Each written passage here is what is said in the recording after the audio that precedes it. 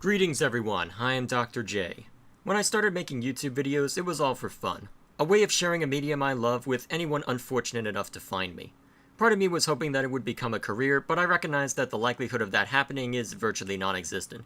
Being lucky enough to get the attention required to sustain yourself on the platform is rather difficult, especially given how many people are vying for that attention alongside you. Now though, I find myself in a dilemma where Google have once again decided to use a hatchet for a scalpel's job. I might have stayed quiet about this, slowly moving toward other services and attempted to keep going as I was, but then this happened. For those of you who don't know what that yellow icon means, that is to represent a video in a limited monetization state, which basically means it's apparently not suitable for advertisers. The motivation behind this system, to my knowledge, is to try and cut down on extreme content, with one example that's always trotted out being ISIS recruitment videos. So, why then is it being applied to two of my game reviews that are both over 2 years old when the games themselves are over 10 and 19 years old respectively? Why do this to something that you had no problems with for those 2 years, and which among my content are about the least controversial videos I've made? I've talked indirectly about Gamergate, and you don't target that. I talk about the Google memo, and you don't focus on that. Instead, you go after these because why exactly? I went through those videos again to see if I said anything off-putting, and apart from one curse word near the end of one video, it can't be about what I said. Admittedly, they're both first-person shooters, but if the problem is with guns and/or gun violence, you say here that it's okay to demonstrate said violence so long as it's not the focal point, so what exactly is the problem here? You didn't peg any of my other first-person shooter reviews, or the Let's Plays I did for both of these games, so it can't be the violence or blood, is it? The only justification I can think of is because the reviews feature much more violence than a Let's Play would on its own, since I'll be focusing on actively demonstrating my point, which is apparently not a problem, except when it is. The only way that this seems possible, and the reason why it would affect a channel of my size to begin with, is if it were done by a robot. Since that it wasn't thorough, I suspect that this is the artificial intelligence that Google has been bragging about. Now, I don't know everything about AI, but since I took an upper-level course on it last semester, I suspect that I know more than most. In theory, I don't have a problem with AI being used in this circumstance because with how much content gets uploaded to YouTube on a daily basis, some degree of automation is required. The only problem is that using AI properly is hell in a handbasket even if you know what you're doing. I don't know what kind of AI system they're using, but I'm willing to bet money on it being a neural network, given that an online search yields plenty of results for that.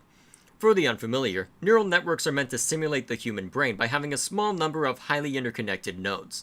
When a neural network is created, a random number, called a weight, is assigned to each connection, and then it's given a training set, which in this case are a set of inputs and outputs. To determine whether the numbers line up, you take the inputs, multiply them by the weights, and then add all of these together to determine a given inner or output node. At the end, the neural network will determine how far off it was from the output data and attempt to adjust the weights to better handle new input. There's more that could be said regarding them, but for a basic explanation, that should do. The biggest problem facing machine learning is not a matter of the technology itself, but rather the fact that the AI is only as good as its training set, and that's where the biggest limitation is right now. You want to have a representative sample of what will be seen by the AI, but you also don't want to extend so far to where you may as well have coded everything by hand. That means, much like anything you find, you'll run into outliers that the AI might not be able to handle. Admittedly, that's where a human could step in, but even if your training set is bulletproof, there's one other problem that you run into that's unique to AI. How long do you train it?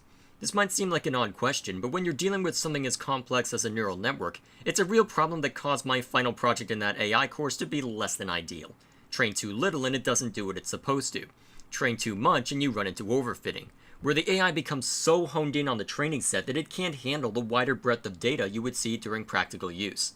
And even if you could get all of that to work, there are a couple of other problems that you run into.